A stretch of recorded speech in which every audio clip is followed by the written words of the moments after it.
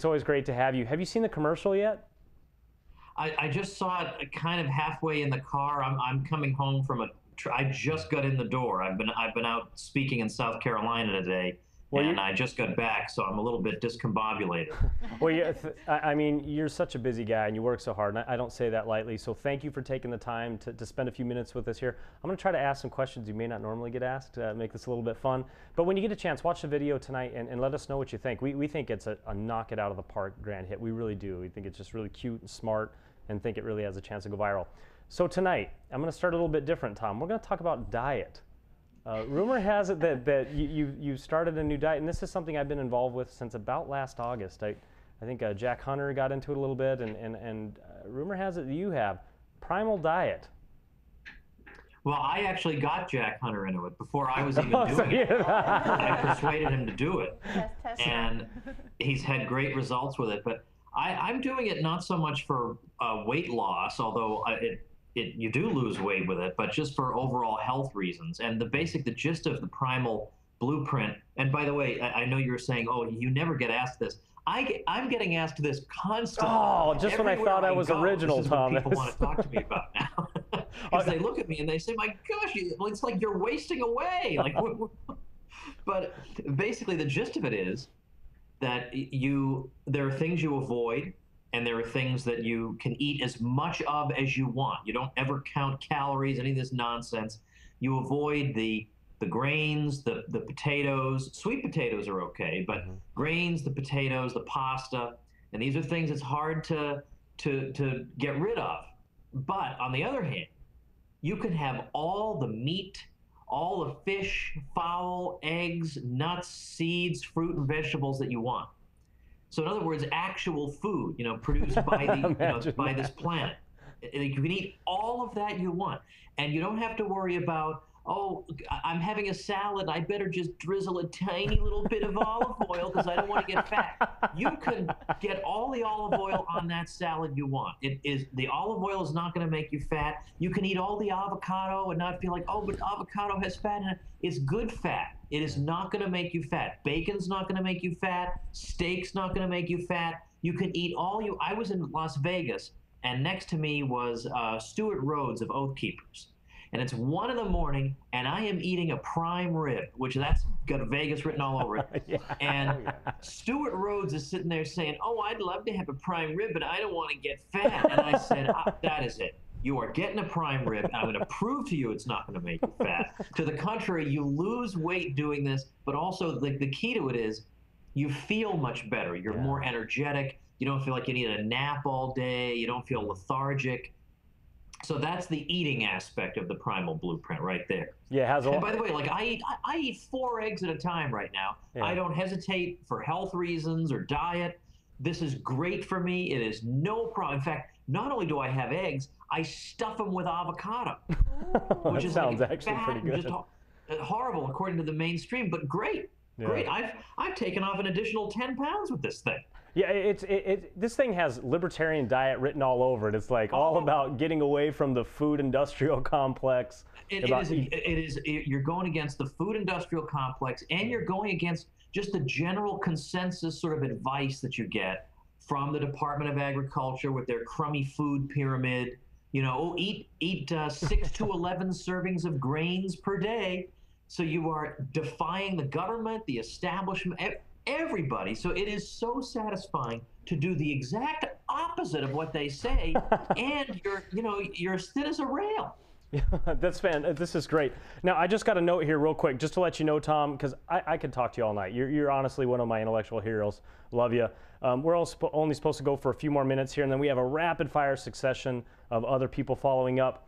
But okay, so Gary just gave you a note saying, all right, would you get him off this food thing? So No. He lets us. That was out of my own interest because I wanted to try to ask something original. Apparently, I failed. So that's okay. Everybody's asking me. All right. So we else? blogged. We brought up your books. We talked about that, and I'm trying to think of something original and unique to talk about.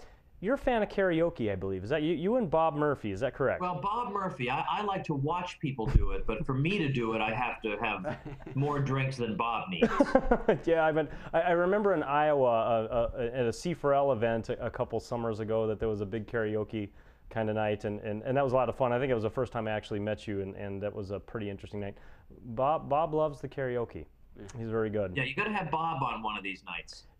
I would love. As a matter of fact, I emailed him yesterday, and his schedule is busy because he's packing up for a trip, and so we are definitely maybe we'll shoot for Tuesday if he's available. He's fantastic. I took one of his courses through the Ludwig von Mises Institute. We've plugged that half a dozen times tonight, as much as we can. It's been an important part of my intellectual upbringing, much to everybody else.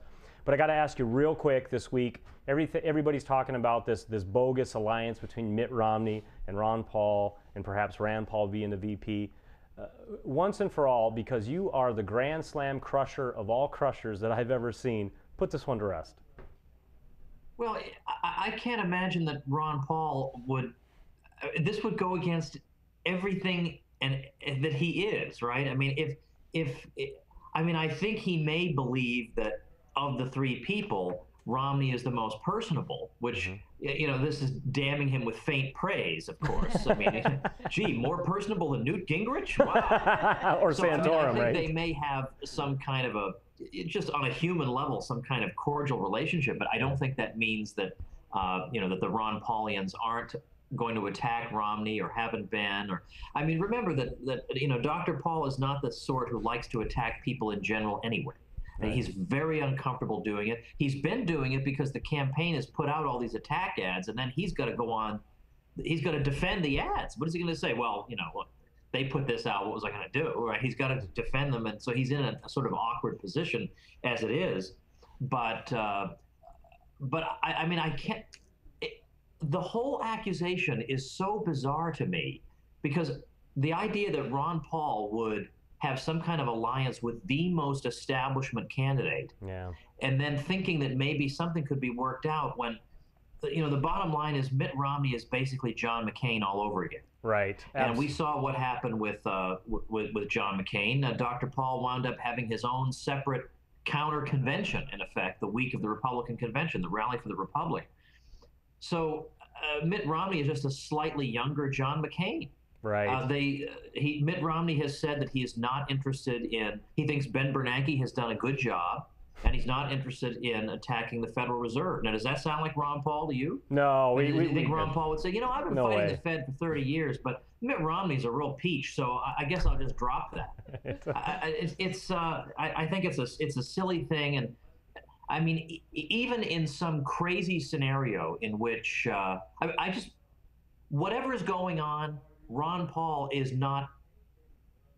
It's just impossible for me, knowing the guy, having observed his record, seeing that he is the most anti-Romney candidate in the race, and also I think it's pretty clear that the Ron Paul people are not going to go along with some Rand Paul scheme to get him the VP nod anyway. Absolutely not. I would think that even if Rand were inclined to accept that, which I don't think he is, even if he were inclined to accept that, I think he sees the writing on the wall here, that if Romney got the nomination, the GOP is in big trouble. And I don't think it's even in his own interest to want to jump on that sinking ship. I think he would prefer to just wait to 2016 anyway. So even from a strategic point of view, even if we assume that this is happening, it doesn't make sense for Rand to do it. So I don't see any of the pieces fitting together here. Yeah, absolutely, Tom. Well, we thank you for calling in. We got to cut this short. I could talk to you all night. We hope to see you on the road again soon. We've been plugging your books all night. You're just fantastic. We always appreciate your time. I've lost your audio. You lost my audio? So I see your gestures. Tom Kent, hello. Can you? So I'm just going to assume that you're agreeing with me wholeheartedly. That's what we got. Good. Okay. Good. We have to go now, Tom. So goodbye. All right. So I'm going to take that as Gary is now giving you the sign. So, yeah. All right. You got a big rapid fire succession of people. Yeah. Thanks, Tom. I'm going to go see my wife, whom I have not seen in 2 days. And I'm going to go have some hard-boiled eggs with some avocado in them and not feel guilty about them at all. All right, good night, everybody. Good night, Tom. That was Liberty by